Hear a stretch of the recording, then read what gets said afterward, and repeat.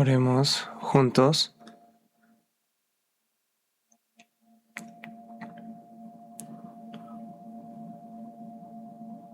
Padre nuestro santo, lleno de bendición y misericordia, viviendo en medio de errores y pecados, siendo merecedores del juicio y del castigo eterno del lago del fuego, te damos gracias porque nos has salvado con tu gran amor. Nos has hecho tu Hijo y nos has bendecido para que en adelante te sirvamos siendo guiados y gobernados dentro de tu cuerpo, que es la Iglesia.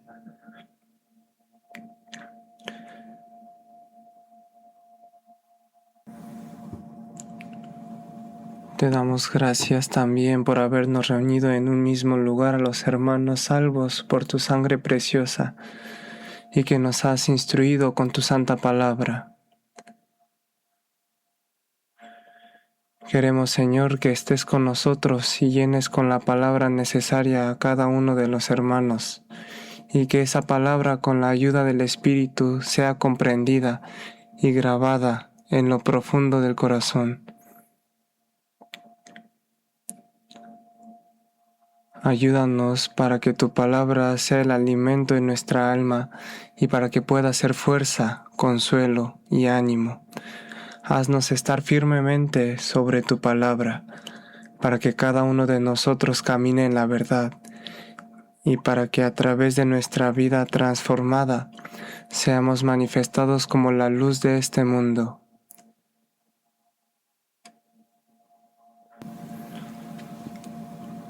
Ahora mismo se está llevando a cabo el segundo retiro de verano.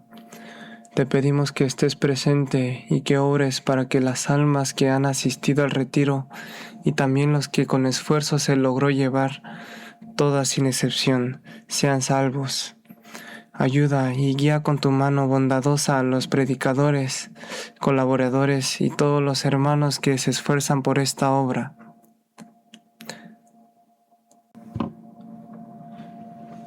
Te pedimos que estés con cada uno de los que están enfermos y con los que están pasando por diversas dificultades y aflicciones, que en medio de ello no se caigan, sino que miren más a ti y te sostengan más fuertemente, que ni una sola persona tropiece, sino que se levante y camine en la verdad.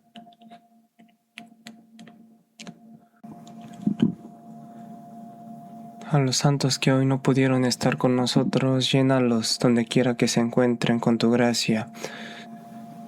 Te pedimos que estés en cada uno de los hogares de los misioneros que han salido a predicar el Evangelio por todo el mundo.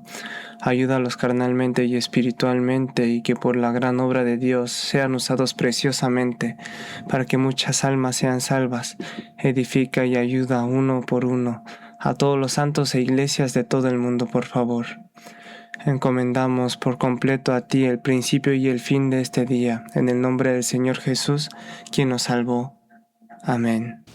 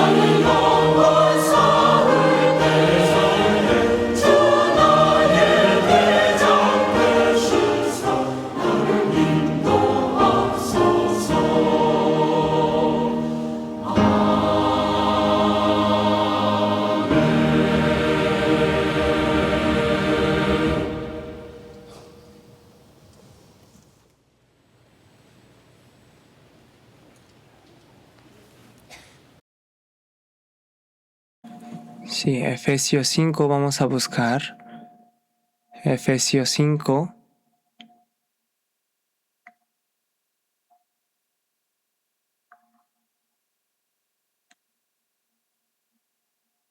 Desde el versículo 22 hasta el 33. Se los leo.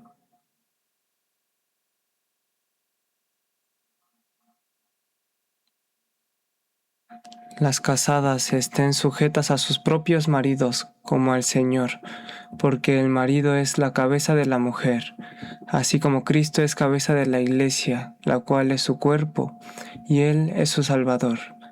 Así que como la Iglesia está sujeta a Cristo, así también las casadas lo estén a sus maridos en todo. Maridos, amad a vuestras mujeres así como Cristo amó a la Iglesia, y se entregó a sí mismo por ella, para santificarla, habiéndola purificado en el lavamiento del agua por la palabra, a fin de presentársela a sí mismo, una Iglesia gloriosa que no tuviese mancha ni arruga ni cosa semejante, sino que fuese santa y sin mancha. Así también los maridos deben amar a sus mujeres como a sus mismos cuerpos. El que ama a su mujer, a sí mismo se ama, porque nadie aborreció jamás a su propia carne, sino que la sustenta y la cuida, como también Cristo a la Iglesia, porque somos miembros de su cuerpo, de su carne y de sus huesos. Versículo 31 y 32 leemos juntos. Por esto dejará el hombre a su padre y a su madre, y se unirá a su mujer, y los dos serán una sola carne. Grande es este misterio, mas yo digo esto respecto de Cristo y de la Iglesia. Por lo demás, cada uno de vosotros ame también a su mujer como a sí mismo, y la mujer respete a su marido. Hasta aquí. El pastor principal está dando la prédica del Evangelio en el segundo retiro de verano en este momento. Entonces, por eso yo estoy aquí por hoy. Como el Evangelio se está predicando en este momento, me gustaría que oraran en su corazón individualmente. Es posible que tengan curiosidad por los datos, entonces les cuento brevemente. Según la estadística de esta mañana, el número de asistentes son de 13,808 personas. Y es la primera vez que pasan los 13,000 personas. Y ayer en el almuerzo, cuando más personas comieron, el número llegó a 10,528 personas. Es también la primera vez que el número de personas que comen en el comedor supera los 10,000. Eso también significa que muchas personas están mostrando interés y están participando en la obra del Evangelio, lo cual es motivo de alegría, ¿no? Aunque siempre nos preocupa el dormitorio. Bueno, en el pasaje que leímos hoy, hablando en la posición y el papel del marido y la mujer, se dice en el versículo 32 que este misterio es grande. Yo hablo respecto de Cristo y de la Iglesia, dice, ¿no? Por eso hoy elegí como título el gran misterio que es Cristo y la Iglesia, el marido y la mujer. Y con este título espero que reflexionemos juntos en la palabra. Viendo en la Biblia hay muchas parábolas acerca de la Iglesia. Por ejemplo, en Corintios 3:9 dice que la Iglesia es la tierra de Dios y también la casa de Dios. En Corintios 3:16, 17 también dice que Dios es el templo de la Iglesia también, ¿no? También en San Juan 10 dice que Jesús es el buen pastor, ¿no? Y el buen pastor da la vida por las ovejas. Y esas personas que fueron salvas por el sacrificio del buen pastor se les llama ovejas. Y a la reunión de esas ovejas se les llama rebaño, ¿no? También en Juan capítulo 10 dice, y habrá un rebaño y un pastor. Entonces, a Jesús lo compara con el pastor y los salvos, los santos, lo compara con el rebaño, ¿no? También en en San Juan 15, se usa la parábola de la vid y los pámpanos, ¿no? Jesús es la vid y los santos son los pámpanos unidos en esa vid. Y juntos forman la iglesia, y el labrador que cultiva la viña, que es la iglesia, es Dios Padre. Así usó la parábola de vid y los pámpanos. También otro de las parábolas más usadas en el Nuevo Testamento es la parábola del cuerpo. En Corintios 12:12 dice, porque así como el cuerpo es uno, y también muchos miembros, pero todos los miembros del cuerpo, siendo muchos, son uno solo cuerpo. Así también Cristo, ¿no? Y en el 12:27 dice, vosotros pues sois el cuerpo de Cristo y miembros cada uno en particular. Así que hablando en términos del cuerpo, Jesús corresponde a la cabeza y el cuerpo es todo el conjunto de los santos salvos. Y cada uno de nosotros somos ese miembro. Así habló usando la parábola de la cabeza y el cuerpo. Y hay una más, ¿no? La parábola del marido y la mujer, es decir, el novio y la novia. El hecho de que la Biblia use tantas parábolas para hablar de la iglesia y que lo haga con tanto detalle, sin duda nos hace ver cuán importante es la iglesia. Entre las muchas parábolas relacionadas con la iglesia, tanto en el Antiguo como en el Nuevo Testamento, la más representativa y la más usada en la parábola es del marido y la mujer, es decir, el novio y la novia. Por eso hoy, en este título, espero aprender un poco más y ver en toda la Biblia del gran misterio que contiene el marido y la mujer y la relación entre Cristo y la iglesia. A través de esta enseñanza espero que reflexionemos un poco en qué es lo que Dios está haciendo a lo largo de la historia y cómo nosotros pertenecemos a la iglesia también y cuál es la posición y el papel de la iglesia, y que sea un buen tiempo para pensar en qué bendición se ha dado la iglesia.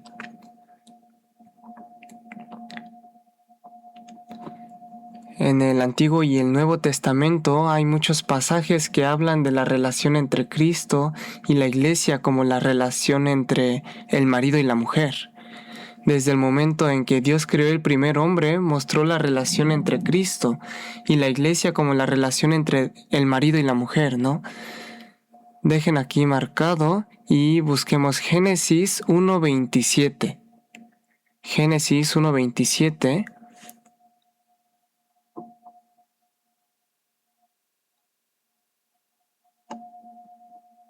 Génesis 1:27.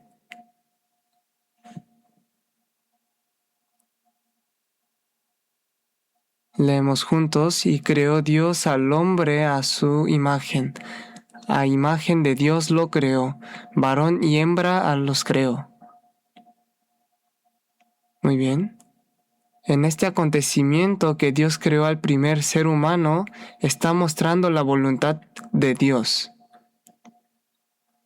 Que fuera creado a imagen de Dios significa, como ya sabemos, que aunque el hombre pecó y se apartó de Dios, Dios le da su vida, lo lleva al cielo eterno y lo crea para repartirle la gloria que Dios mismo posee.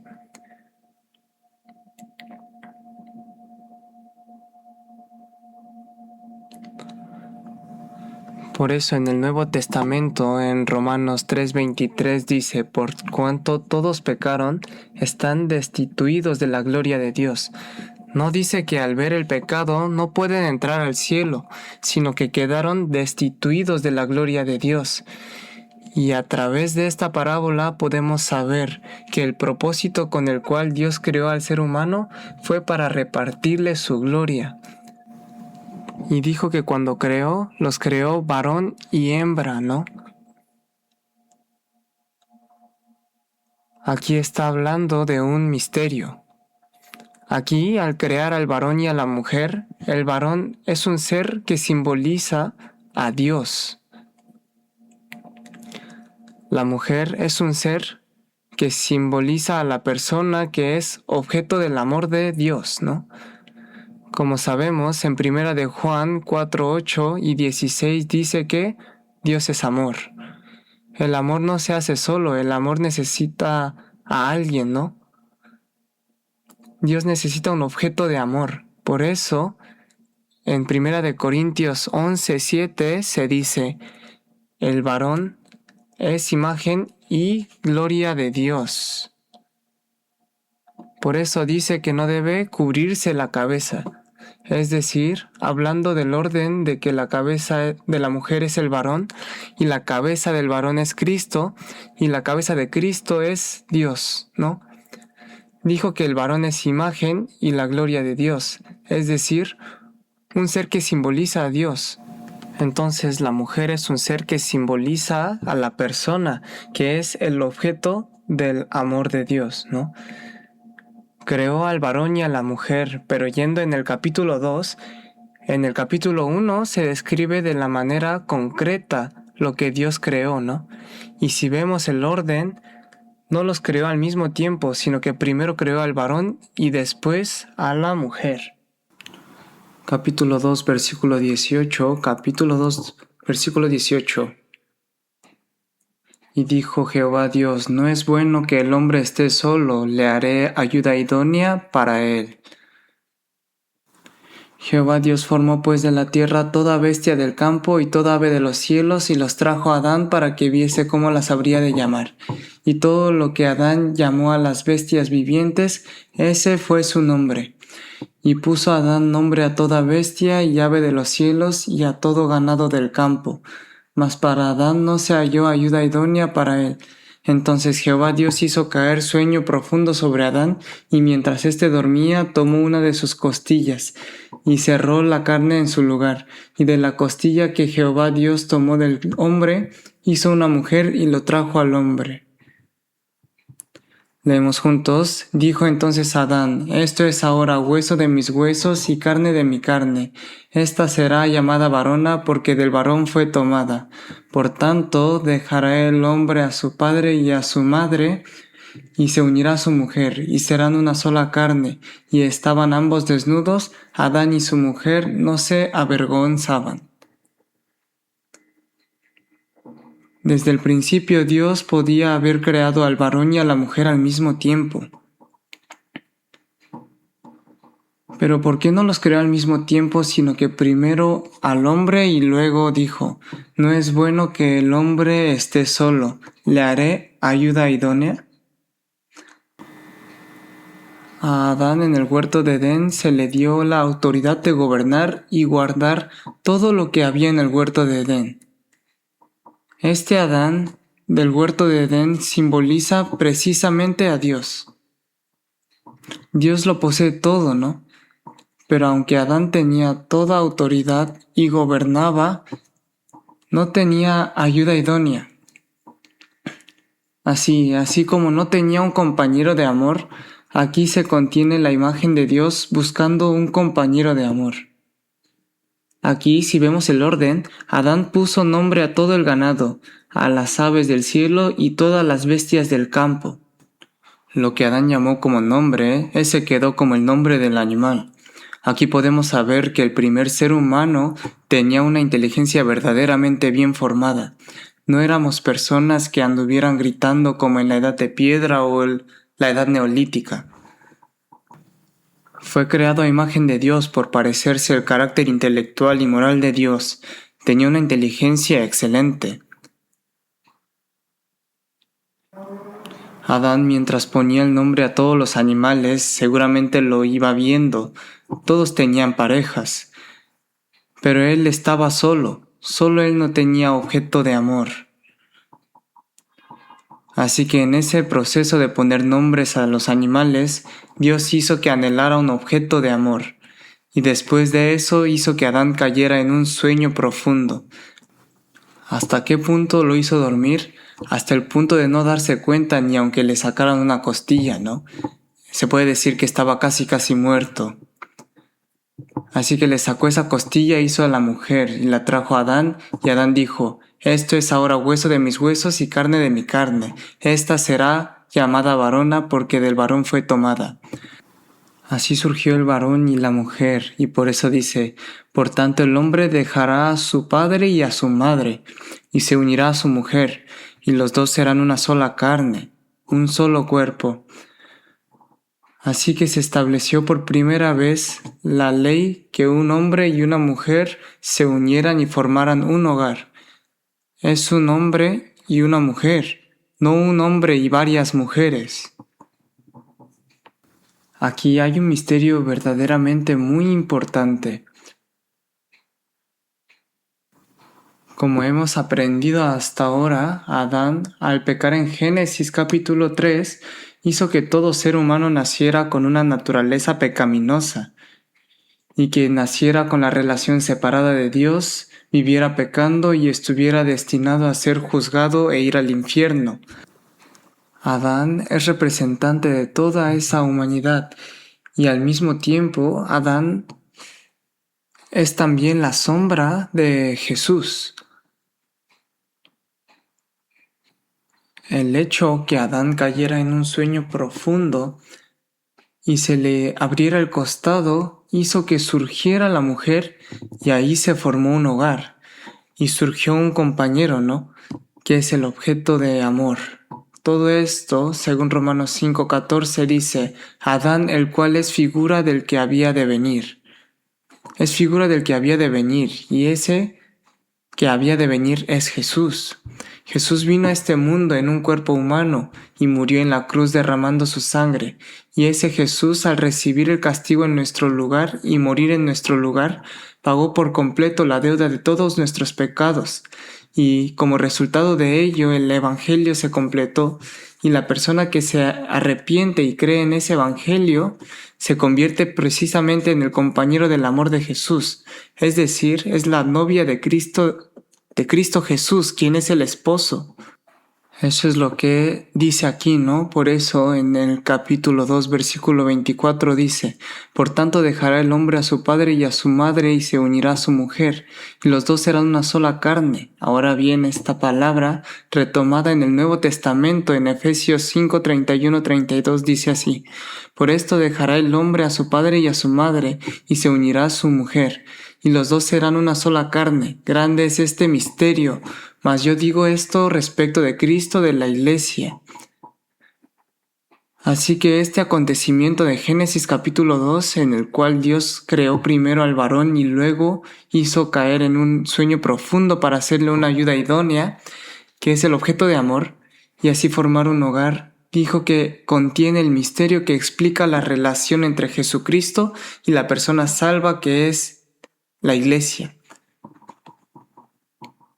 Así que en este proceso en que Dios creó al primer ser humano, precisamente aquí quedó grabado con claridad la relación entre Cristo y la Iglesia, que es la relación del novio y la novia, del marido y la mujer, es decir, que son objeto de amor.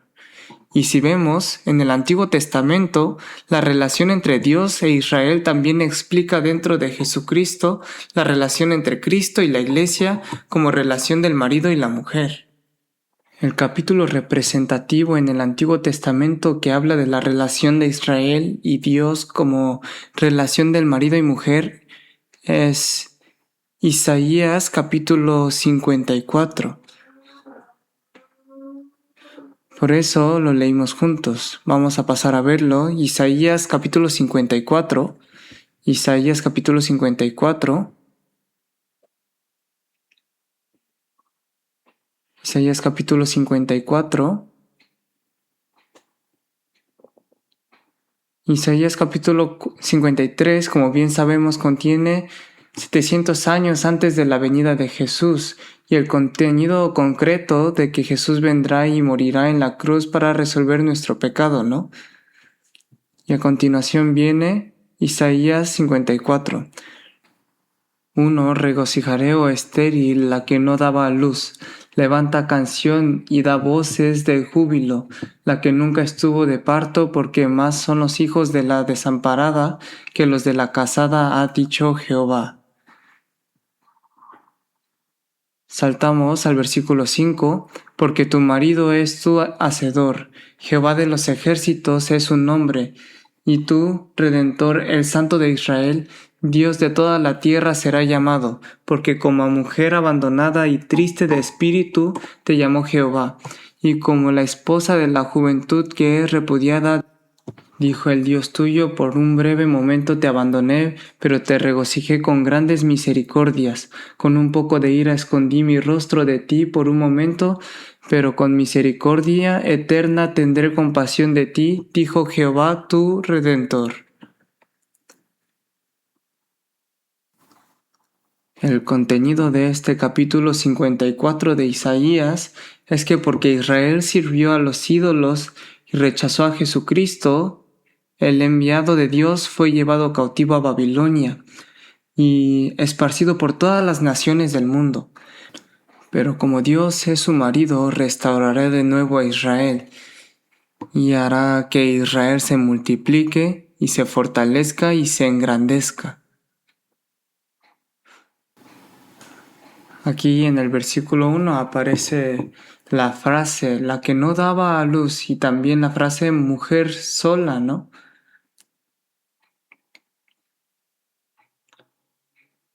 Es decir, aquí resalta la palabra, tú la que no daba luz con la mujer que quedó sola.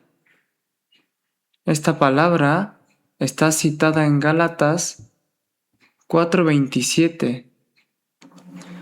Aquí tú que no daba a luz ni tenías hijos se refiere a Israel y ampliando el sentido señala a la iglesia dentro de Cristo. Y aquí la mujer que quedó sola señala en aquel tiempo la poderosa fuerza de Babilonia y también a las fuerzas de las naciones poderosas. Aquí dice, canta tú que no das a luz ni tienes hijos. Dice, canta. Y dice también, la que no ha estado en parto. De parto se refiere a los dolores que sufre la madre al dar la luz en su hijo. Y a la que nunca ha tenido esos dolores de parto, le dice que alabe en voz muy alta, no a Israel que está en cautivo en Babilonia y esparcido por todo el mundo por haber rechazado a Cristo, le dice, canta. Y le dice, canta en voz alta. Es una situación en la que en efecto no se puede cantar, pero le dice que cante y que además grite y que cante en voz muy alta. ¿Por qué dijo esto? Hay dos razones. La primera es porque tiene marido. Por eso en el versículo 5 dice, porque tu marido es tu hacedor. Aunque en este momento Israel está recibiendo el castigo de Dios por ser llevado cautivo a Babilonia y está en medio de un gran dificultad y sufrimiento, y también a lo largo de la historia por haber rechazado a Cristo está esparcido por todo el mundo, sufriendo en una angustia indecible. Pero ¿quién es el marido de Israel? Es Dios. Le dice que cante porque tiene marido. Y la segunda razón es que aunque en este momento Israel es débil que Babilonia, es más débil que Babilonia, y es esparcido por todo el mundo y es débil, pero dice que Dios lo va a restaurar y que nacerán muchos hijos y se multiplicarán y se harán fuertes. Por eso les dice que alaben y canten en voz alta. Por eso en los versículos 2 y 3 le dice, ensancha el sitio de tu tienda. Les dice que ensanchen el terreno y que extiendan bien las cortinas, porque cuando Dios los restaure se multiplicarán y se harán fuertes. Por eso es lo que está diciendo. Así que en Isaías 54, el título con el que llama a Israel es esposa, porque tiene marido. Es esposa. Y también se usa el título de hijos, versículos 12 y 13. 13. Y todos tus hijos serán enseñados por Jehová y se multiplicará la paz de tus hijos. Dijo todos tus hijos usando el título de hijos y esta palabra viene junto a la nota marginal y en la nota marginal dice que serán discípulos usando el título de discípulo para Israel y al final en el versículo 17 dice esta es la herencia de los siervos de Jehová usando el título de siervo. A Israel delante de Dios se le llama esposa, hijo, discípulo y siervo. Nosotros que hemos sido salvos somos en realidad la novia de Cristo. Somos precisamente la esposa de Dios, quien es nuestro marido, ¿no? Y al mismo tiempo somos hijos. Y al mismo tiempo somos discípulos. Y al mismo tiempo en la posición que tenemos de hacer la obra del Señor en esta tierra, somos siervos. Así que por eso al final Isaías 53 habla de Cristo. Habla de lo que se cumplirá dentro de Cristo.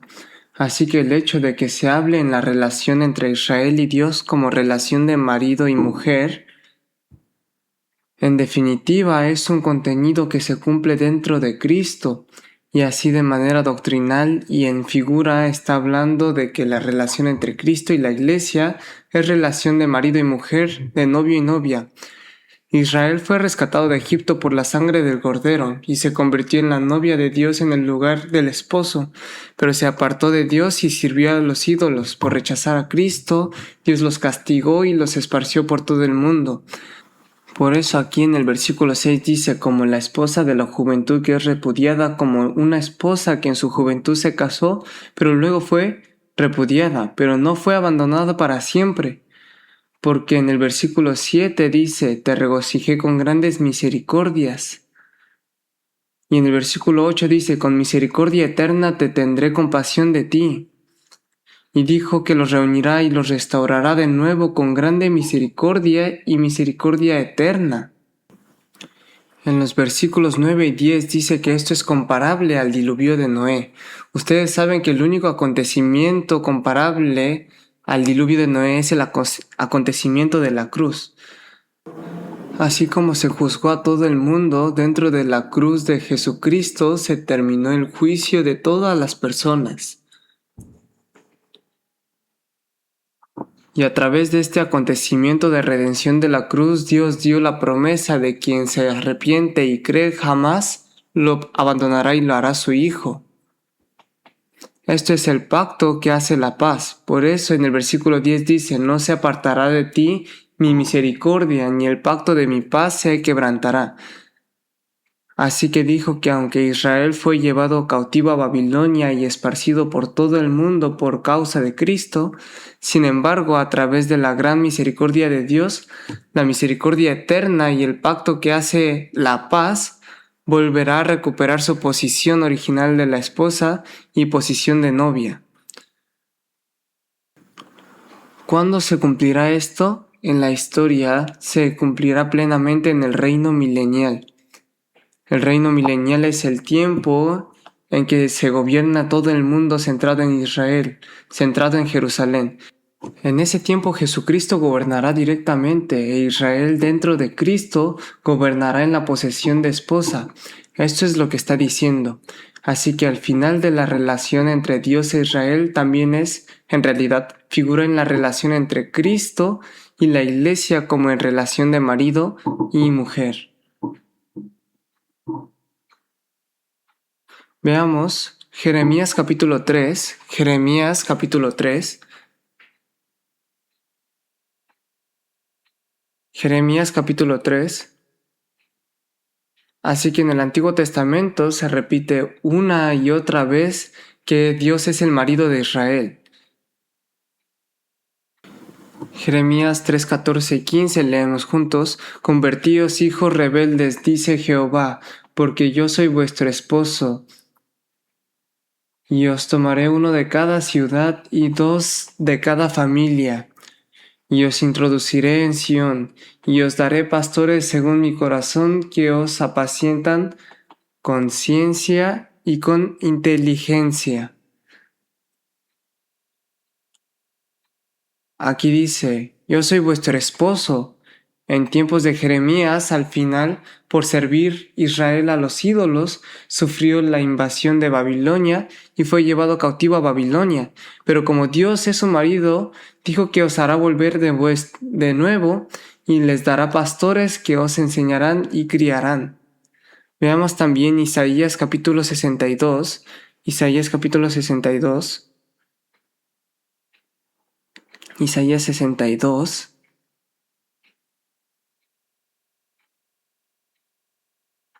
Isaías capítulo 62, 1.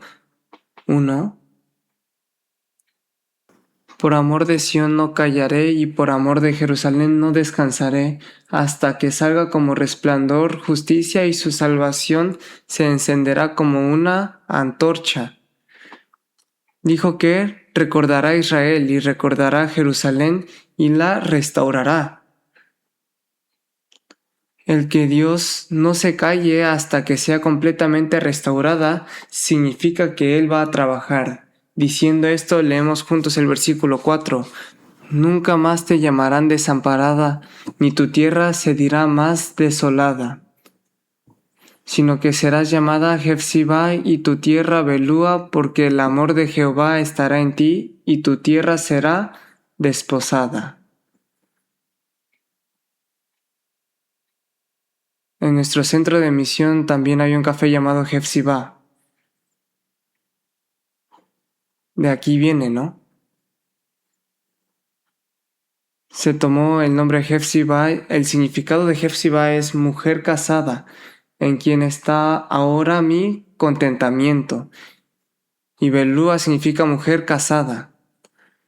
Así como Israel por servir a los ídolos y rechazar a Cristo terminó siendo abandonado, y la tierra de Israel también pasó a manos de gentiles, Dios dice que finalmente restaurará a Jerusalén y a Israel y que ya no la llamará más abandonada, ni la tierra desolada, sino Jefsibá y Belúa. Cuando sea restaurada mi contentamiento estará solo en ella, y Belúa, mujer casada, dicho en otra manera, es esposa que tiene marido. Eso es lo que significa, es un buen significado, así que cuando nosotros somos salvos, ¿en quién está el contentamiento de Dios? Está en el Santo. En el Salmos 16:3 dice, para que los santos que estén en la tierra y para los íntegros es toda mi complacencia. Hacia nosotros que hemos sido salvos, el Señor se regocija y se complace. Y al mismo tiempo cuando somos salvos, nos convertimos en la novia y la esposa de Cristo, quien es el novio, es decir, el marido. Esto es la relación entre Dios e Israel, y en definitiva, como la relación entre Dios e Israel también se cumple dentro de Cristo, está explicando que la relación entre Cristo y la Iglesia es relación de marido y mujer. Y Dios es la Santa Trinidad, ¿no? ¿Cuál es la obra más importante que hace la Trinidad?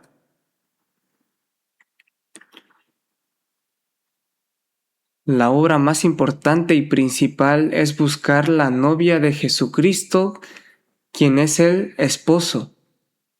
La obra más principal que hace Dios es buscar un compañero de amor. Está haciendo la obra de buscar un objeto de amor. En eso Dios, el Padre, preparó la fiesta de bodas.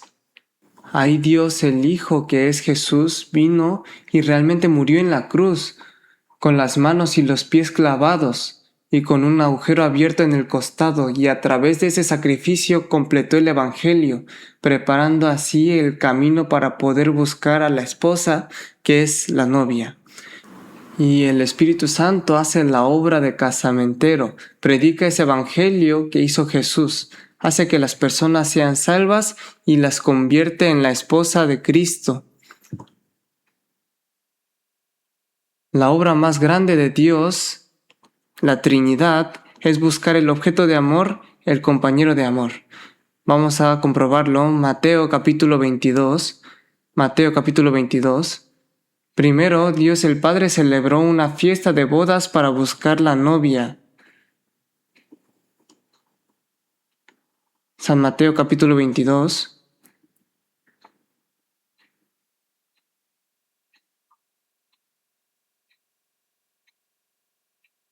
Versículo 2. Respondiendo Jesús les volvió a hablar en parábolas diciendo, leamos juntos, el reino de los cielos es semejante a un rey que hizo fiesta de bodas a su hijo. Aquí habló de cierto rey que preparó una fiesta de bodas para su hijo. Aquí el rey es Dios Padre y su hijo es Dios Hijo Jesucristo. Y Dios Padre preparó la fiesta de bodas para buscar la novia de Jesús para Dios Hijo. En realidad, desde Adán hasta la venida de Jesús, los 4000 años de historia del Antiguo Testamento pueden decirse que fueron el plazo en que Dios Padre preparaba la fiesta de bodas para buscar la posición de novia de Jesucristo. Así que para entrar ahí hay que llevar puesto el vestido de bodas.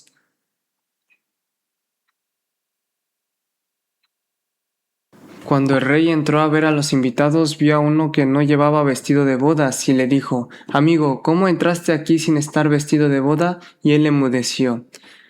Entonces el rey dijo a los que servían, «Atadle de los pies y manos y echadle en las tinieblas de afuera.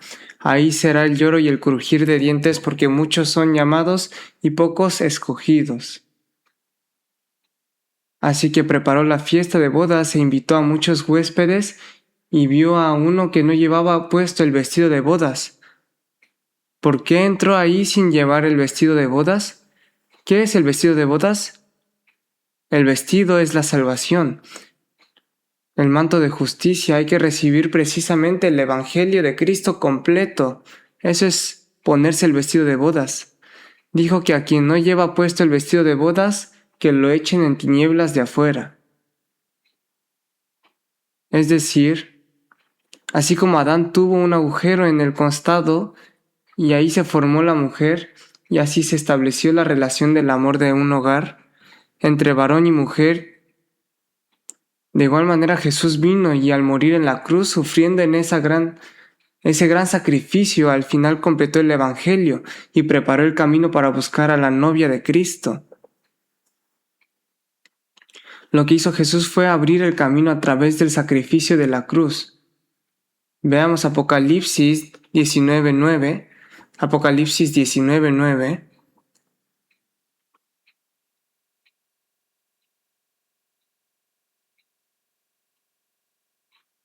Apocalipsis 19:9, leamos juntos. Leamos juntos. El ángel me dijo, escribe, bienaventurados los que son llamados a la cena de las bodas del Cordero. Y me dijo, estas son palabras verdaderas de Dios. Aquí vemos que bienaventurados son los que son llamados a la cena de las bodas del Cordero. Así que el Cordero es el novio, y por eso quien es invitado como novia a la fiesta de bodas del Cordero es bienaventurado. Eso es lo que dice. Así que la persona que por el Evangelio que Jesús completó es salva y se convierte en la novia, esa es bienaventurada. Eso está diciendo. Diciendo esto, aquí dice, estas son las palabras verdaderas de Dios. Que Jesucristo sea novio y que la persona salvada se convierta en la novia de Jesucristo, esto es palabra verdadera de Dios. Es algo asombroso que al ser salvos hayamos llegado a ser dentro de Él novia de Cordero. Y la obra que hace el Espíritu Santo es precisamente predicar a Jesús y hacer la novia de Cordero. Y así que la obra que hace el Espíritu Santo es la obra de casamiento. Por eso en Hechos 1:8 dice, pero recibiréis poder cuando haya venido sobre vosotros el Espíritu Santo, y me seréis testigos hasta lo último de la tierra. Dijo que cuando venga el Espíritu Santo seréis mis testigos, testigos de Cristo.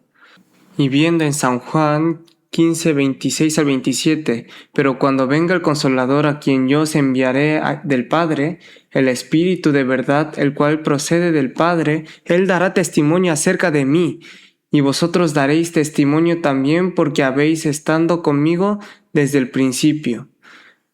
Precisamente el Espíritu Santo da testimonio de Cristo, y como los discípulos del Señor también estuvieron con el Señor, dan testimonio del Señor. Así los discípulos y todos los santos son instrumento que usa el Espíritu Santo. Somos instrumento para predicar a Cristo. Pero el apóstol Pablo llama a estas personas salvas, personas que hacen la obra del casamiento. Así habló. Veamos, 2 de Corintios 11:2, 2 de Corintios 11:2.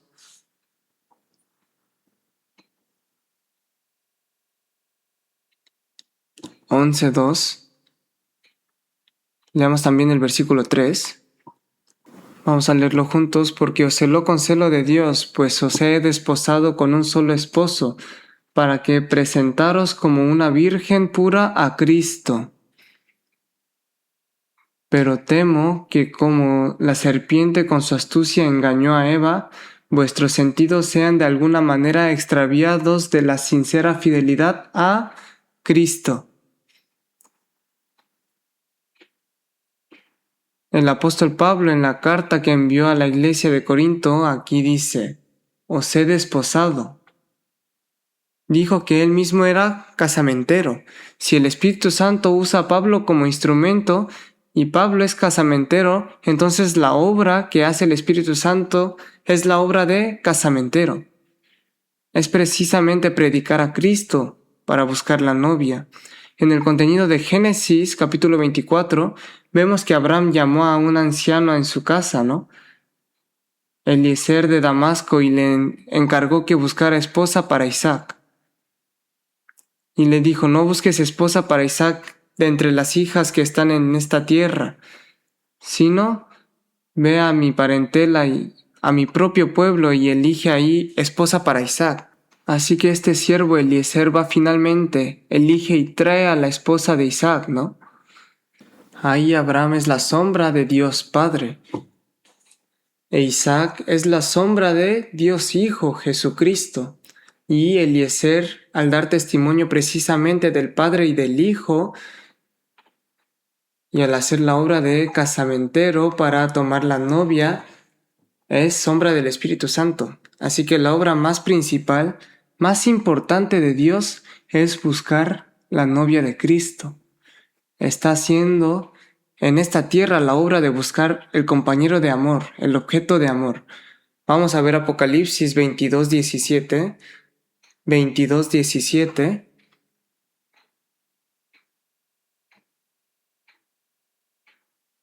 22:17.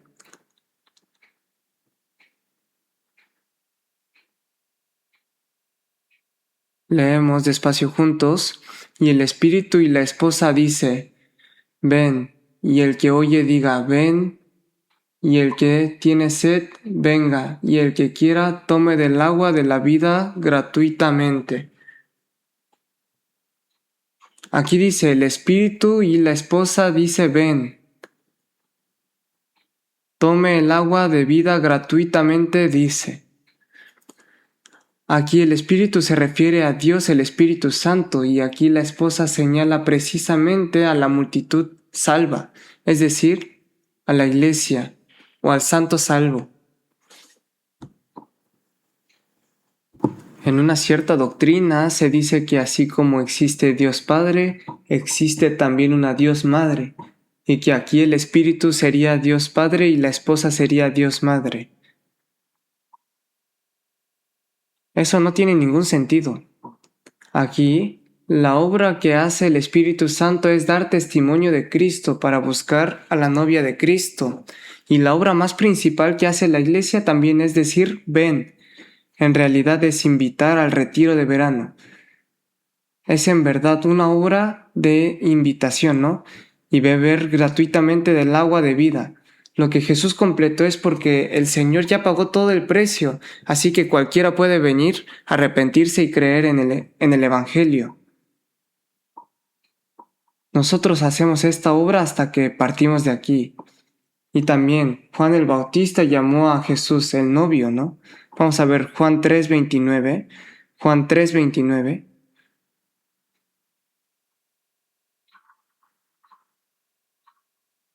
San Juan 3:29.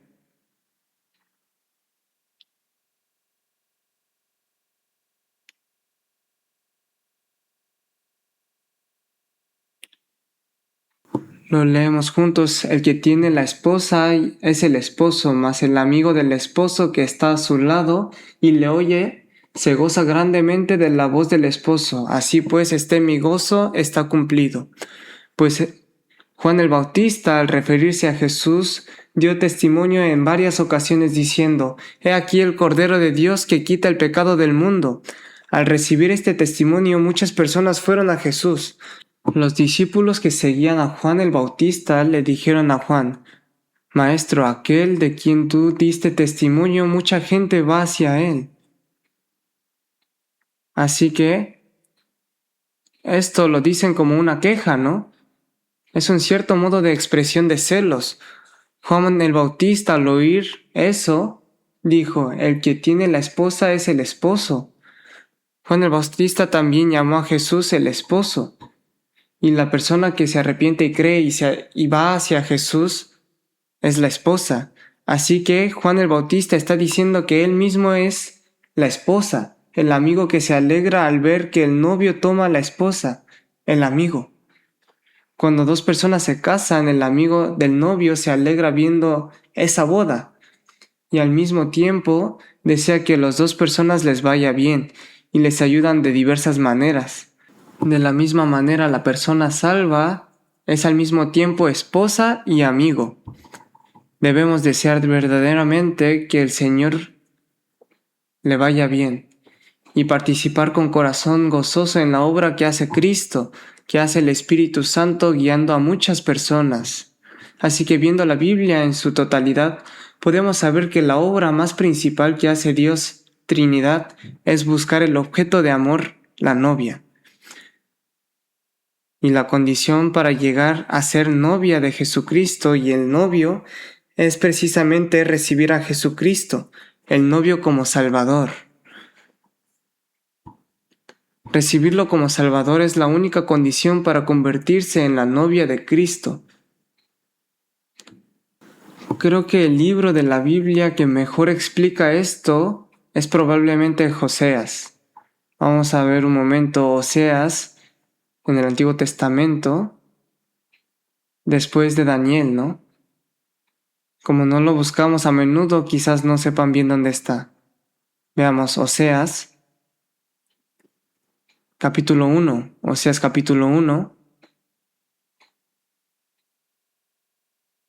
Voy a leer algunos versículos. Capítulo 1, versículo 2. El principio de la palabra de Jehová por medio de Oseas. Dijo Jehová a Oseas, ve, tómate una mujer fornicaria e hijos de fornicación, porque la tierra fornica apartándose de Jehová.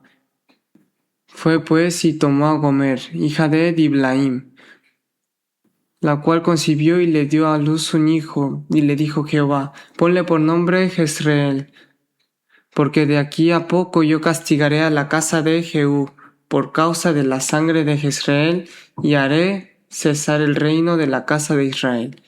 Versículo 6. Concibió ella otra vez y dio a luz una hija, y le dijo Dios, ponle por nombre Loruama, porque no me compadeceré más de la casa de Israel, sino que los quitaré de todo. Vamos al versículo 8. Después de haber destetado a Loruama, concibió y dio a luz un hijo, y dijo Dios, ponle por nombre Loami, porque vosotros no sois mi pueblo, ni yo seré vuestro Dios. Con todo será mi número de los hijos de Israel como la arena del mar, que no se puede medir ni contar. Y en el lugar en donde se les fue dicho, vosotros no sois pueblo mío, se les será dicho, sois hijos del Dios viviente, y se congregarán los hijos de Judá y de Israel, y nombrarán un solo jefe, y subirán de la tierra, porque el día de Jezreel será grande. Leemos juntos el capítulo 2, versículo 1, decid a vuestros hermanos, a mí y a vuestras hermanas Ruana. Aquí en el versículo 2 dice, al principio Jehová habló por medio de Oseas. Que Dios haya hablado por medio de Oseas no significa tanto que le dio un mensaje al profeta Oseas para que lo transmitiera. sino que más bien que a través de la vida misma del profeta Oseas reveló cuál era la voluntad de Dios. Así, si vemos bien la vida de este profeta Oseas, nos explica muy bien cuál es la obra de la historia de la redención que Dios está realizando. Aquí Dios le dijo al profeta Oseas que tomara una mujer fornicaria y tuviera hijos de fornicación. Así que, al oír esta palabra de Dios, Oseas fue y tomó la mujer fornicaria Gomer, es decir, tomó una prostituta, Gomer, y tuvo hijos con ella. El primero fue Jezreel, y el segundo fue una hija que lo llamaron Loruama, y el tercero fue un hijo que lo llamaron Loami. ¿Qué señalará esto? Aquí Oseas es la sombra de Dios. Y aquí la mujer fornicaria Gomer y los 3 hijos que nacieron de esta mujer Gomer señalan la vez a Israel y también a todas las personas pecadores espiritualmente inmundos que están dentro de Adán. Aquí Oseas tomó a la mujer fornicaria Gomer y la hizo su esposa. De la misma manera Dios dentro de Jesucristo salvó a todos los pecadores que dentro de Adán eran espiritualmente fornicarios y los hizo su esposa. Esto es una sombra de esto. Ustedes saben que abandonar el marido es fornicación. De la misma manera nosotros abandonamos al Dios creador y servimos a otros ídolos. Abandonamos a Dios creador y amamos más el mundo. En Santiago 4:4 dice: «Oh almas adúlteras, ¿no sabéis que la amistad del mundo es enemistad contra Dios?» Espiritualmente abandonar a Dios y servir a otra cosa o poner otra cosa por delante, eso es adulterio espiritual. Nosotros éramos personas que dentro de Adán cometimos adulterio espiritual, así como Dios por medio de Oseas le dijo que tomara a Gomer por esposa. De la misma manera Dios dentro de Cristo salvó a todos nosotros, que dentro de Adán cometimos adulterio espiritual. Y esto señala que nos tomó como compañeros de amor. Y aquí nacieron 3 hijos. El primer hijo se llamó Israel, el segundo Loruama, el tercero Loami. Y aquí hablando de Israel, en el versículo 4 dice: «Castigaré a la casa de Ehu por causa de la casa de Israel, y haré cesar el reino de la casa de Israel». Es decir, Dios los destruirá y los desechará. Loruama significa no compadecida. Loami significa no es mi pueblo. ¿Qué está diciendo esto? En realidad nosotros dentro de Adán no recibimos la misericordia de Dios. Dentro de Adán éramos pecadores, no éramos pueblo de Dios. Y finalmente estábamos destinados a ser destruidos y desechados, y al entrar al infierno eterno. Pero después en el versículo 11 dice: «Pero el día de Israel será grande», y les dice: «llamados Ami y Ruama». ¿Qué significa esto? Así como dijo que el día de Israel sería grande, así al salvarnos dentro de Cristo nos hará multiplicar y nos criará. Y aunque decía que no éramos su pueblo, ahora dentro de Cristo somos su pueblo. Y aunque éramos personas que no recibirían misericordia, ahora dentro de Cristo dice que nos lo hará recibir misericordia. A través de la vida de Oseas, es decir, a través de este contenido de tomar a Gomer y tener hijos con ella, nos enseñó lo que Dios está haciendo. En realidad éramos personas sin ningún mérito. Nos llamó a nosotros que no teníamos ningún mérito y de verdad nos hizo su compañero de amor. Ante los ojos de Dios éramos personas que cometíamos adulterio espiritual. Éramos hijos espirituales fornicarios. Pero Dios dentro de Cristo nos salvó y nos hizo su novia. Eso es lo que está diciendo. ¿Cuánto debemos agradecer por esto? Vamos a ver capítulo 3. Desde el 1 hasta el 3. Me dijo otra vez Jehová: «Ve, ama a una mujer amada de tu compañero, aunque adúltera como el amor de Jehová para con los hijos de Israel, los cuales miran a dioses ajenos y aman tortas de pasas. La compré entonces para por 15 siclos de plata y 1,5 homer de cebada. Y le dije, tú serás mía, dúrate muchos días, no fornicarás, no tomarás otro varón, y lo mismo haré yo contigo. Bueno, esto también contiene el mismo contenido, ¿no? Aquí vemos que Gomer no logró abandonar sus viejas costumbres, y estando ya casado con Oseas, lo traicionó y lo abandonó de nuevo. Y fue vendida, y debía volver a repetir lo de antes. ¿Pero qué dice Dios? Ve otra vez y ama a esa mujer que ha recibido el afecto de otro y que es una adúltera, ¿no? No la abandones, no la deseches, sino tráela de nuevo y ponla en posición de esposa. Eso es lo que dice. Ponla como objeto de amor. Eso es lo que dice, ¿no? Así que Oseas, con 15 siclos de plata y 1,5 homer de cebada, pagó el precio y la compró para sí mismo. Miren aquí, dice que la compró para él. No dijo que la compró para ella. Dice que Oseas compró a Gomer para sí mismo. Oseas, aunque Dios se lo mandó, no lo hizo solamente por formalidad, sino que parece que de verdad amaba a Gomer. Aunque era mujer, así tan fornicaria, parece que la amaba, así que en realidad la compró para sí mismo. ¿Qué está diciendo esto? Que para que nosotros fuésemos salvos y llegáramos a ser la novia de Cristo, el novio tuvo que haber pagado el precio, siendo el sacrificio. ¿Qué sacrificio? El sacrificio de la cruz. Así como el costado de Adán se le abrió un agujero, Jesús recibió el castigo en nuestro lugar y pagó el precio de esa sangre, comprándonos con ese precio, ¿no? En Corintios 6:19 dice, no sois vuestros porque habéis sido comprados por precio. En 1 Corintios 7:23 también dice, por precio fuisteis comprados, no os hagáis esclavos de los hombres. En Hechos 20:28 también dice, Santo os ha puesto por obispos para apacentar la iglesia del Señor, el cual él ganó por sangre.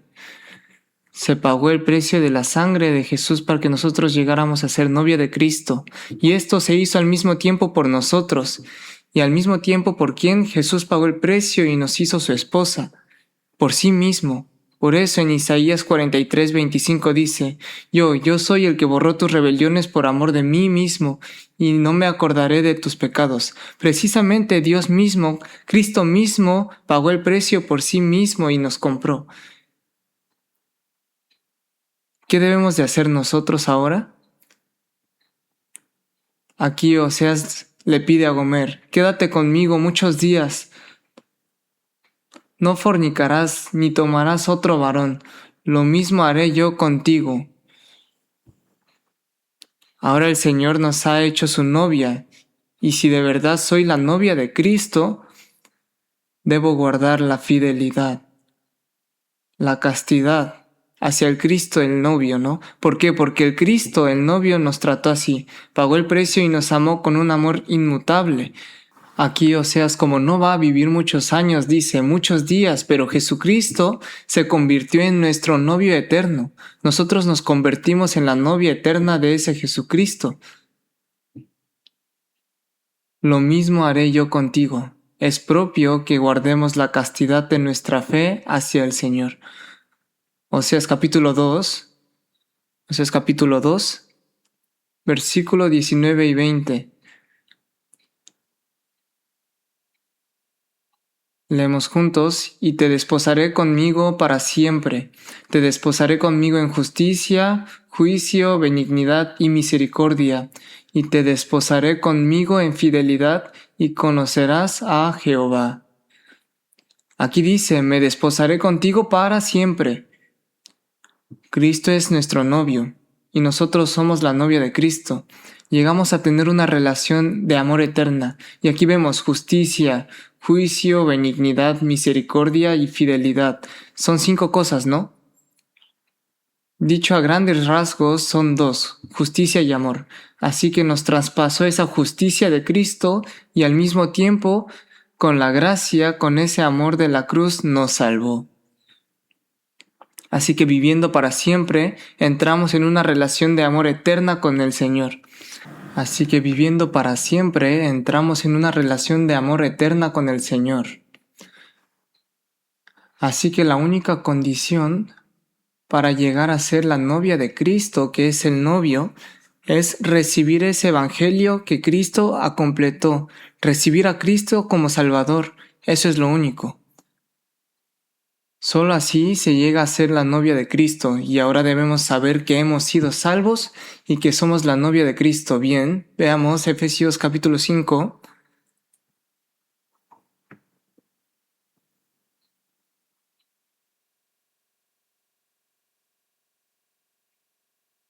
Efesios 5, 31 a 32, leemos juntos: Por tanto, dejará el hombre a su padre y a su madre, y se unirá a su mujer, y los dos serán una sola carne. Grande es este misterio, mas yo digo esto respecto de Cristo y la Iglesia.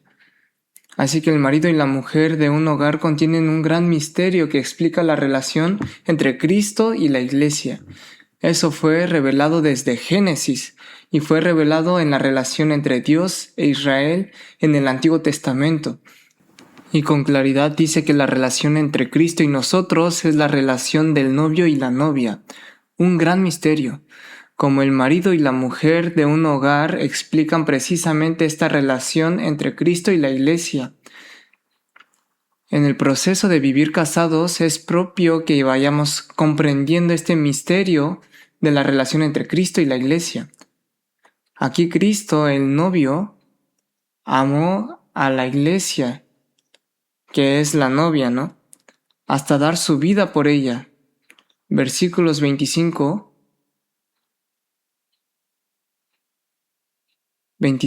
Maridos, amad a vuestras mujeres, así como Cristo amó a la Iglesia y se entregó a sí mismo por ella. Cristo amó a la Iglesia y entregó su vida por ella.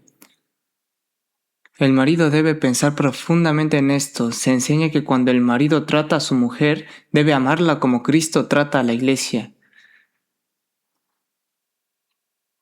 En Efesios 5:2 dice: se entregó a sí mismo por nosotros, ofrenda y sacrificio a Dios en olor fragante. Jesús se convirtió en la ofrenda. En primera de Juan 4:10 dice: en esto consiste el amor, no en que nosotros hayamos amado a Dios, sino en que Él nos amó a nosotros y envió a su Hijo en propiciación. Jesús se convirtió en el sacrificio de propiciación. El marido debe pensar profundamente esto al tratar a su mujer. Y Cristo, el novio, desea establecer la iglesia, que es la novia, como iglesia gloriosa delante de sí. Por eso el versículo 26 dice: para sacrificarla, habiéndola purificado en el lavamiento del agua por la palabra, a fin de presentarla a sí mismo, una iglesia gloriosa que no tuviese mancha ni arruga ni cosa semejante, sino que fuese santa y sin mancha. Aquí no tener mancha significa que no tiene suciedad, ¿no? Cuando la ropa tiene manchas, se ve sucia y está arrugada, se refiere que tiene pliegues que forman en la ropa. Cuando la ropa está toda arrugada y uno la lleva puesta, resulta incómodo para quienes la ven, ¿no? Dios desea que la iglesia, su novia, no tenga manchas y desea establecerla como iglesia gloriosa, sin arrugas. Por eso la va limpiando continuamente con la palabra.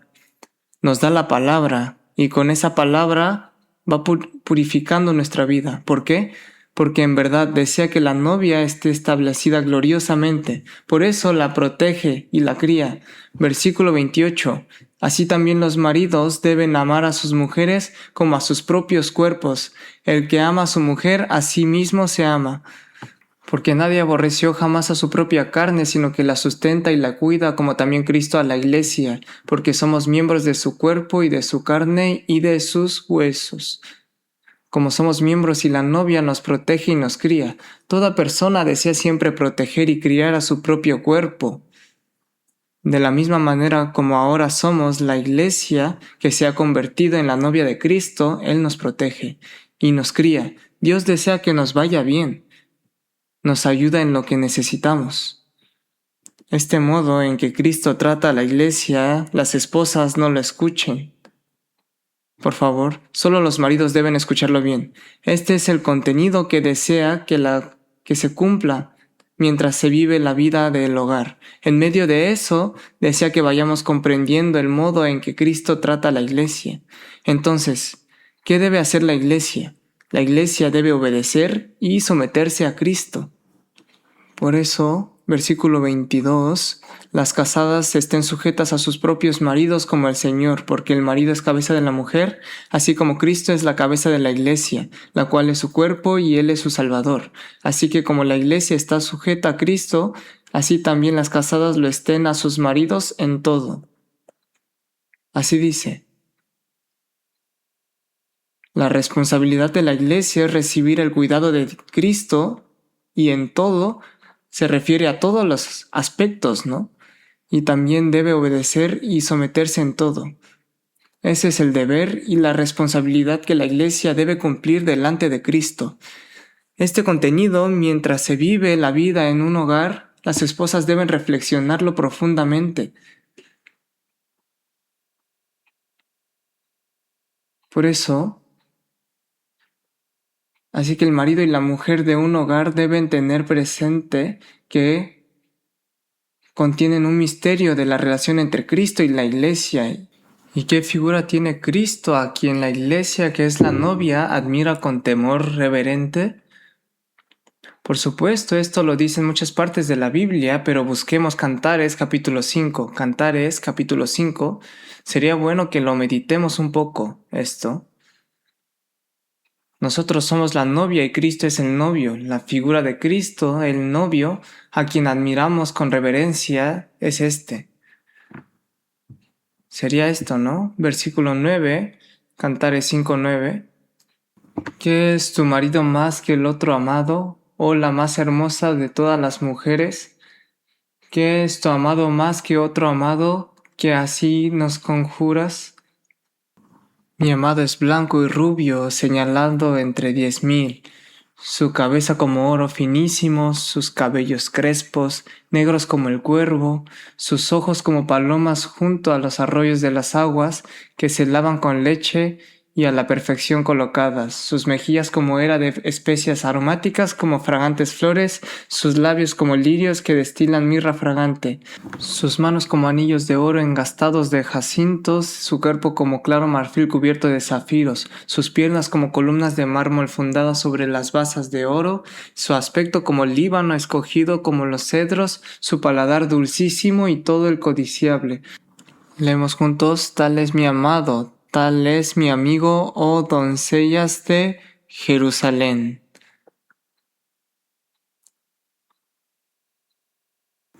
Aquí las mujeres de Jerusalén le preguntan a la Sulamita, ¿no?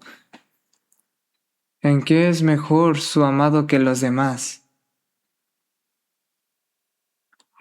¿En qué es mejor? Es lo mismo que cuando los incrédulos nos preguntan, ¿no? ¿Qué tiene de bueno ese Jesús al que tanto te aferras? Es lo mismo que eso, ¿no? La figura del Señor que nosotros admiramos con reverencia está en el versículo 10. Mi amado es blanco y rubio señalado entre 10,000. Precisamente su característica es ser blanco y rubio. Blanco significa Jesús santo.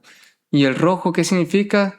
Es el color de la sangre. Jesús derramó su propia sangre y nos amó al perdonar nuestros pecados.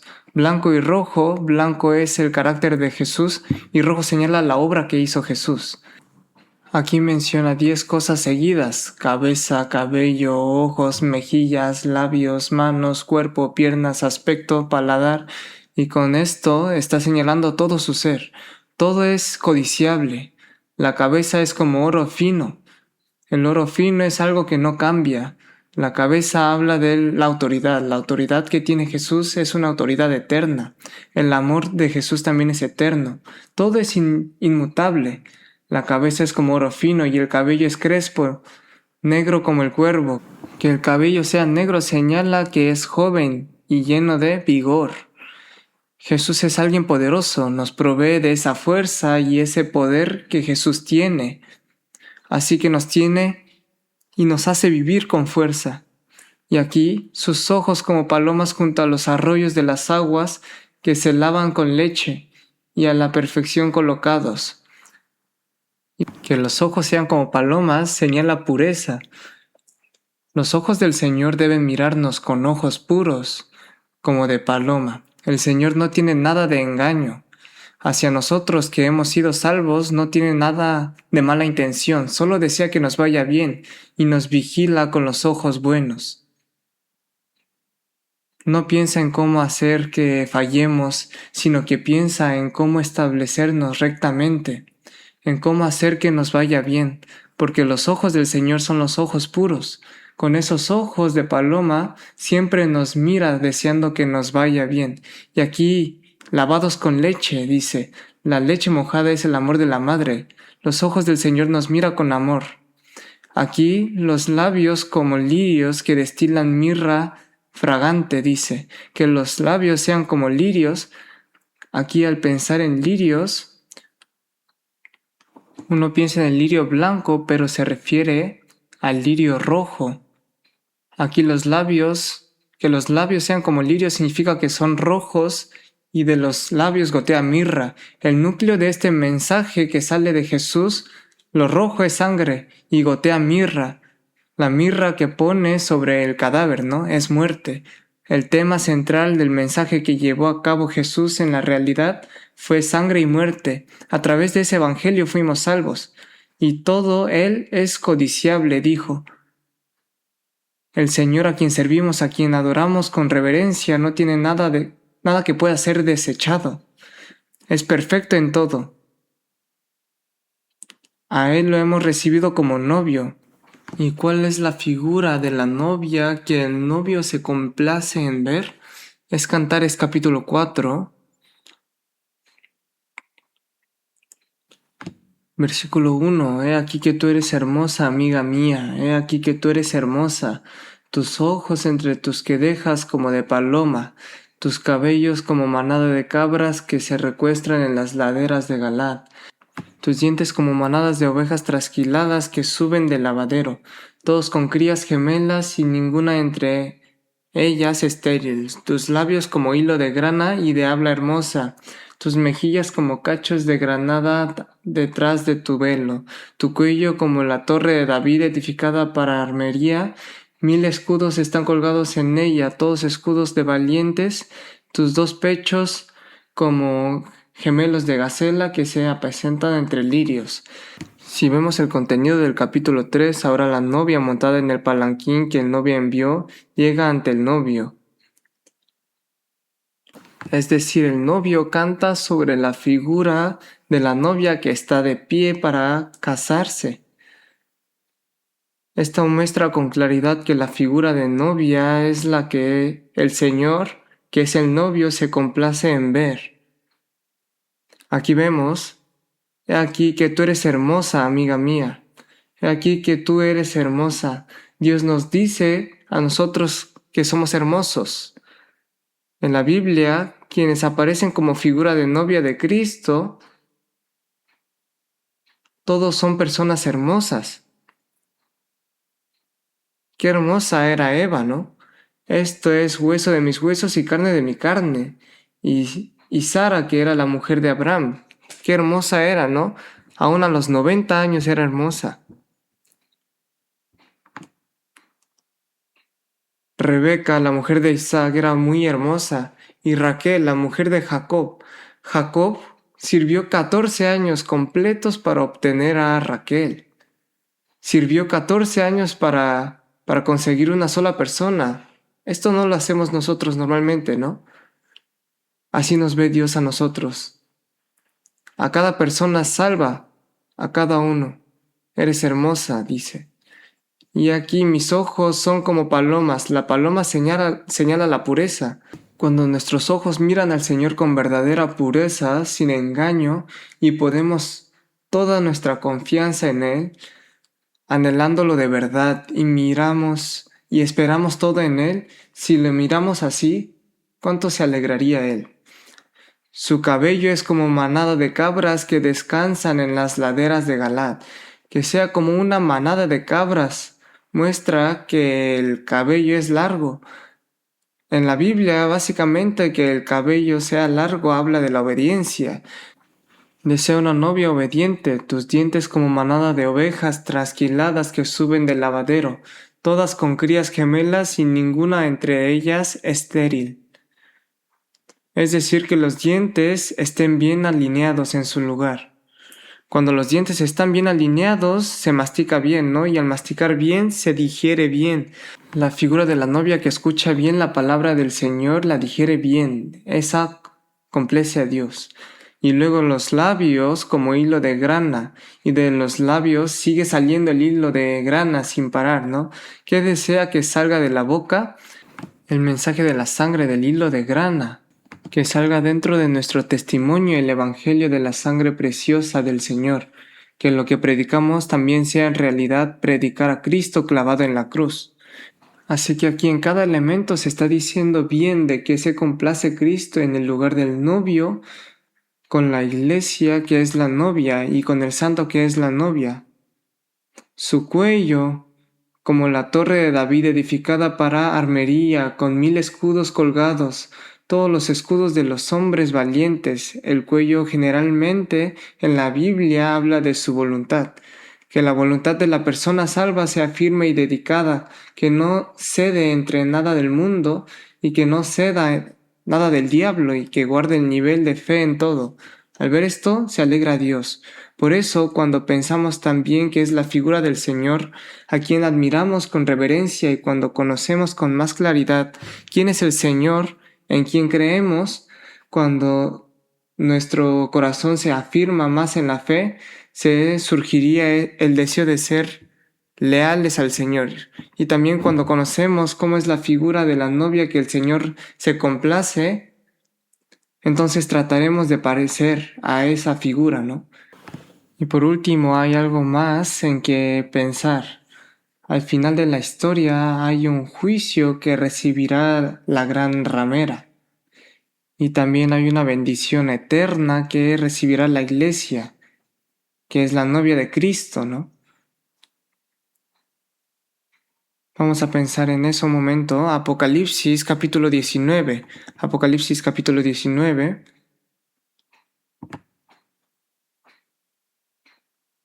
Apocalipsis capítulo 19.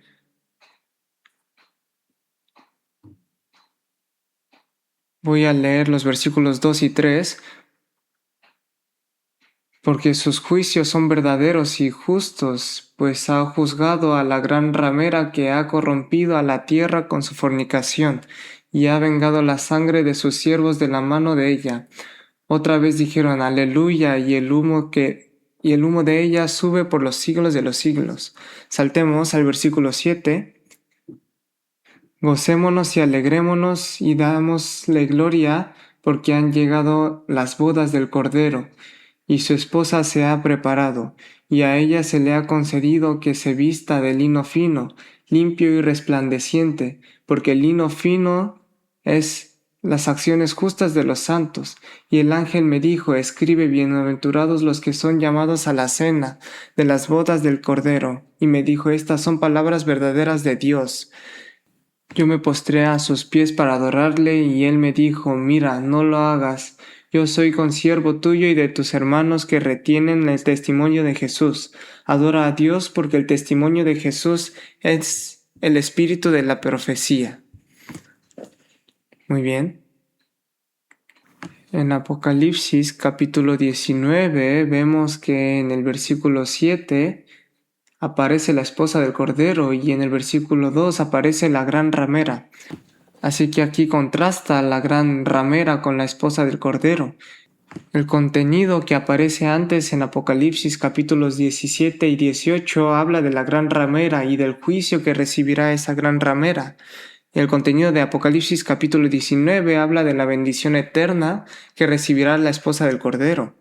Así que este Cordero de Apocalipsis capítulo 19 es importante. La Biblia lo registró así al final del libro de Apocalipsis. El juicio y el castigo eterno que recibirá primero la gran ramera están registrados en los versículos 2 y 3. Vémoslo otra vez. He aquí, vemos que los santos en el versículo 3 dicen aleluya y la alaban. ¿Cuál es el contenido de esa alabanza? Están alabando el hecho de que se juzgue a la ramera. ¿Por qué alaban que se juzgue a la ramera? Porque juzgar a la ramera es que Dios hace justicia por la sangre derramada de las personas salvas. Se lo está pagando. Por eso aquí dice, en ella se halló gran sangre de los profetas y de los santos y de todos los que han sido muertos en la tierra. Y este juicio de la gran ramera es que su humo sube por los siglos de los siglos. Así lo dijo, así que el juicio que recibirá la gran ramera es para siempre, es decir, un castigo eterno. El juicio y el castigo eterno de la gran ramera, ¿a qué señala esta gran ramera?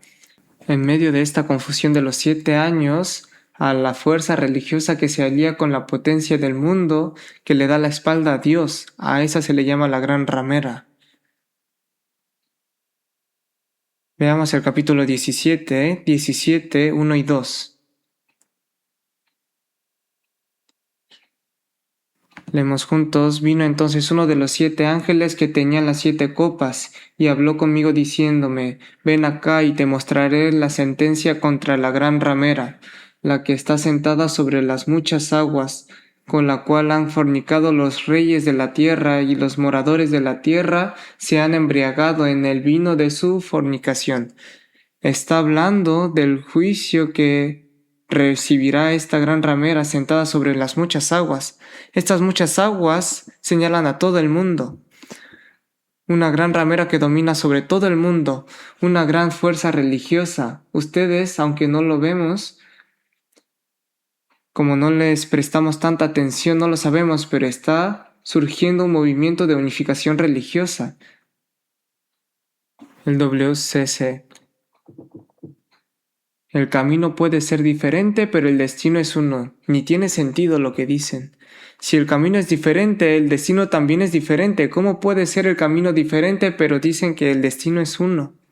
Así que cuando se entre en esta confusión de 7 años, se aliará con la potencia del mundo. Aquí vemos que dice que los reyes de la tierra también fornicaron con ella. Los habitantes de la tierra, cada persona, también se embriagaron con el vino de esta fornicación. Así que al final de la gran tribulación de los 7 años, por completo, estarán a contra de Dios y las fuerzas religiosas falsas se unirán en una sola. Esta es la gran ramera. No solo esto, a lo largo de la historia, las fuerzas religiosas falsas que se oponen a Dios y se oponen al Evangelio, en realidad todas pertenecen aquí a la gran ramera, ampliando aún más toda persona que no cree, que no recibe a Jesucristo como Salvador, en realidad están dentro de la ramera. O se pertenece a la novia de Cristo o se pertenece a la ramera. Esta gran ramera derrama mucha sangre. Versículo 6. Vi a la mujer ebria de la sangre de los santos y de la sangre de los mártires de Jesús, y cuando la vi quedé asombrado por gran asombro.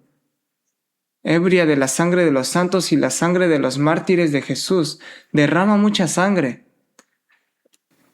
En la historia de los religiosos judíos, prestando de manos romanos, crucificaron a Jesús, derramando la sangre de Jesús. Y derramaron la sangre de los apóstoles, de los santos a lo largo de la historia de la iglesia, derramaron la sangre de muchos cristianos. Y al final también en medio de la gran tribulación de los 7 años, derramarán la sangre de 12,000 cada una de las tribus del judío creyente, ¿no? Dice que está ebria de sangre. Veamos Apocalipsis 18:24. 18:24. En ella se halló la sangre de los profetas y de los santos y de todos los que han sido muertos en la tierra. Aquí dice la sangre de los profetas, la sangre de los santos y la sangre de todos los que fueron muertos sobre la tierra. Así que la gran ramera no habla solo de la fuerza religiosa en medio de la gran tribulación. También incluye aquí a todas las fuerzas del cristianismo que van en contra de Dios a lo largo de la historia de la iglesia que no creen. Se incluye todos los que predican otro Jesús, otro espíritu, otro evangelio. Esto habla Dios que juzgará por completo. Por eso dice que el humo sube por los siglos de los siglos, que es un juicio eterno. Los santos salvos deben separarse por completo de esta fuerza incrédula. Debemos estar separados. La palabra iglesia significa precisamente unidad separada. Veamos Apocalipsis 18:4. Leemos juntos.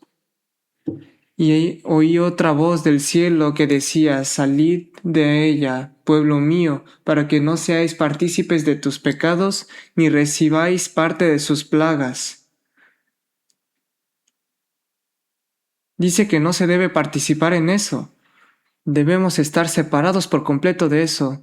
Así que en Apocalipsis 17, 18, 19 está el juicio y el castigo eterno que recibirá esa gran ramera. ¿Por qué? Porque a lo largo de la historia derramó la sangre de muchos cristianos y por eso Dios se lo paga. Hablando de esto, también hay una bendición que recibirá la persona salva.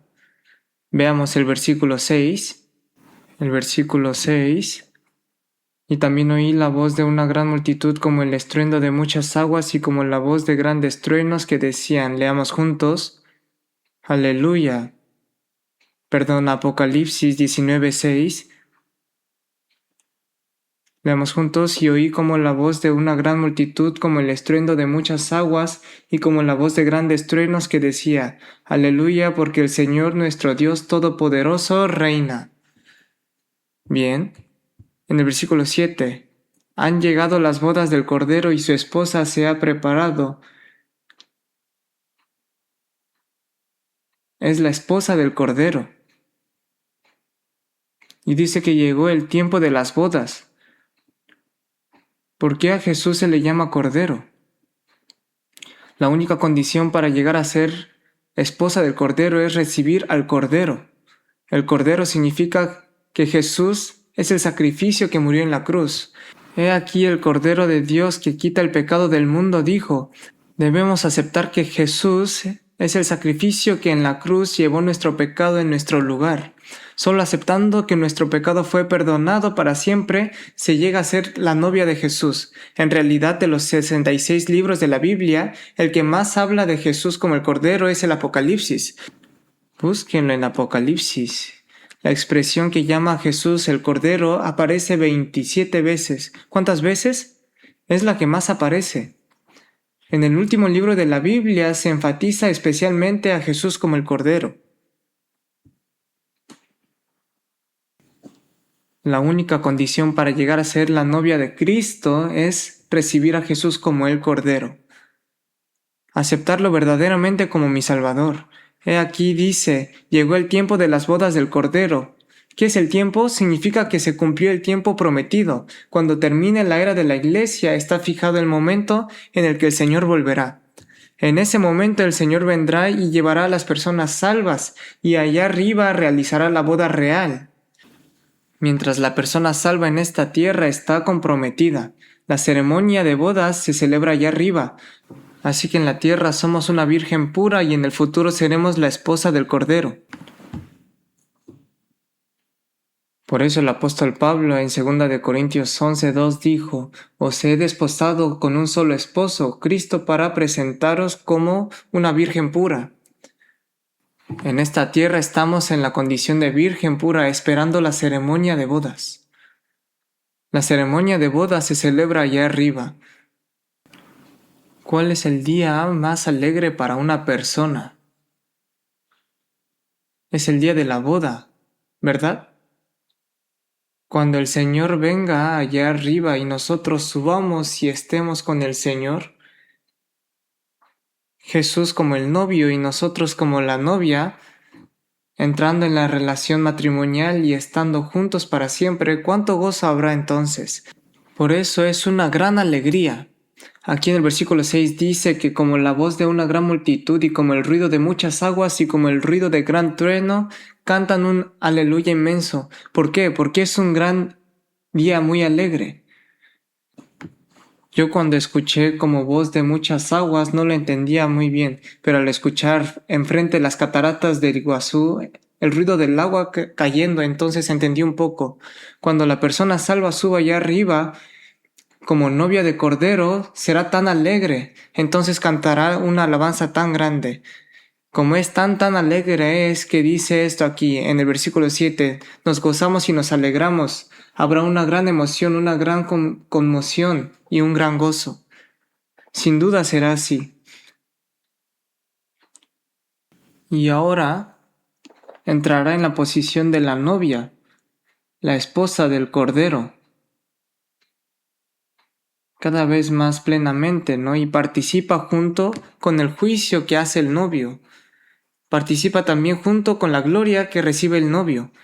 Participa junto en el juicio y también participa en la gloria. Por eso en Apocalipsis 19, 11 al 16, habla que cuando el Señor venga otra vez a la tierra, juzgará este mundo. Y Apocalipsis capítulo 21, 22 habla del cielo nuevo y la tierra nueva. Aquí, cuando Jesús venga otra vez en la tierra, si lo miran bien en el versículo 12, dice que en su cabeza tenía muchas diademas, coronas. ¿Por qué Jesús, el novio, llevará muchas diademas en su cabeza? En Apocalipsis capítulo 4 vemos que los santos devolvieron a Jesús todas las coronas que habían obtenido en esta tierra, y que Jesús se ponga esa corona y juzgue, indirectamente muestra que hará justicia por la sangre de los santos salvos y por todos los que sufrieron. Y cuando Jesús venga montando en el caballo blanco, las personas salvas también le seguirán detrás. Apocalipsis 19, 14.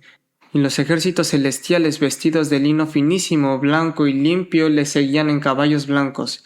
Los que llevaban puesto lino fino, blanco y limpio son aquí los santos. Los santos participan juntamente en el juicio y participan en el cielo nuevo y la tierra nueva eterna, en esa gloria. Entonces, como novia del Cordero, ¿cómo deberíamos vivir en esta tierra?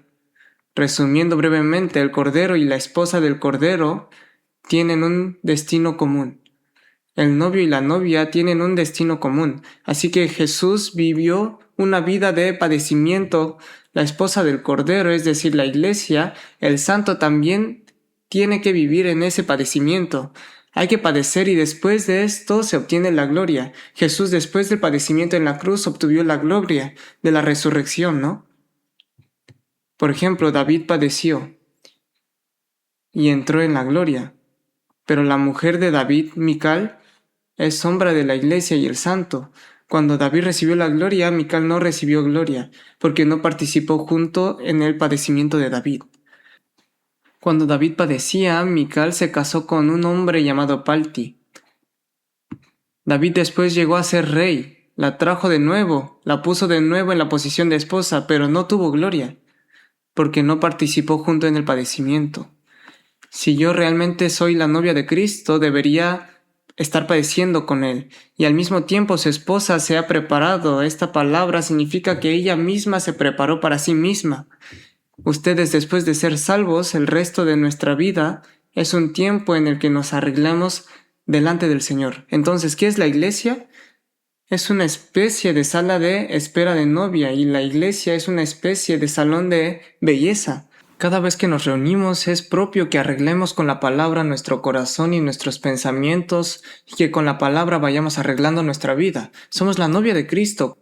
Cuando como novia nos presentemos ante el novio, no podemos estar con la ropa sucia y llena de manchas y suciedad. El Señor que nos salvó y nos vistió con el manto de justicia también irá corrigiendo bien nuestra conducta. Estamos en un periodo de preparación y debemos andar en el camino de humildad y de paz. Cuando Jesús venga otra vez, monta en un caballo blanco, mientras que vino montando en un asno. El asno simbolizó humildad y de paz. Cuando andemos en el camino de humildad y de paz, seremos dignos ante Dios. Jesús dijo, yo soy manso y humilde de corazón, llevad mi yugo y aprended de mí. Cuando andemos en el camino de humildad podremos evangelizar a otras personas. Cuando andemos en el camino de la paz seremos capaces de montar el caballo blanco. Y como siervos de Dios en los que resta de nuestra vida debemos hacer la obra del Señor hasta presentarnos delante de Él. Así que miren aquí Apocalipsis capítulo 9, versículo 19:5. Y salió del trono una voz que decía: Alabad a vuestro Dios todos sus siervos, y los que teméis, así pequeños como grandes.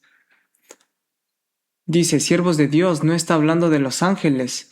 Es el santo salvo. ¿Por qué al santo salvo se le llamó siervo? Porque haciendo la obra de Dios en esta tierra es siervo. Nosotros debemos recordar que la obra que el Señor está haciendo en verdad es esta gran obra de buscar la novia de Cristo, y al mismo tiempo, siendo yo mismo novia, debemos dedicarnos con todo el corazón y todas las fuerzas a esta obra de hacer también otra persona que se convierta en la novia de Cristo. Me pasé un poco de tiempo, perdón. Así que hoy, con este marco general, el gran misterio que es Cristo y la Iglesia, hemos visto toda la Biblia una vez. Oremos juntos. Dios, te damos gracias. Te agradecemos que nos hayas dado esta preciosa oportunidad y este tiempo que nos has hecho examinar juntos tu palabra. A nosotros que no éramos nada y que ante Dios éramos como adúlteros espirituales, te agradecemos de todo corazón por habernos salvado y hecho novia de Cristo. Aunque nos falta mucho, gobiérnanos para que cuando nos encontremos otra vez contigo, Señor, podamos presentarnos rectos ante ti, que deseas establecernos como iglesia gloriosa, sin mancha ni arruga. Y guíanos para que en lo que resta de nuestra vida vivamos una vida digna como novia de Cristo, hasta presentarnos delante del Señor, que es el novio. Te pedimos que estés presente en el retiro de verano que continúa y haznos participar también nosotros en esa obra y ayúdanos para que te demos alabanza y gloria. Te agradecemos, Señor, que has estado con nosotros y oramos en el nombre del Señor Jesucristo, quien nos salvó. Amén.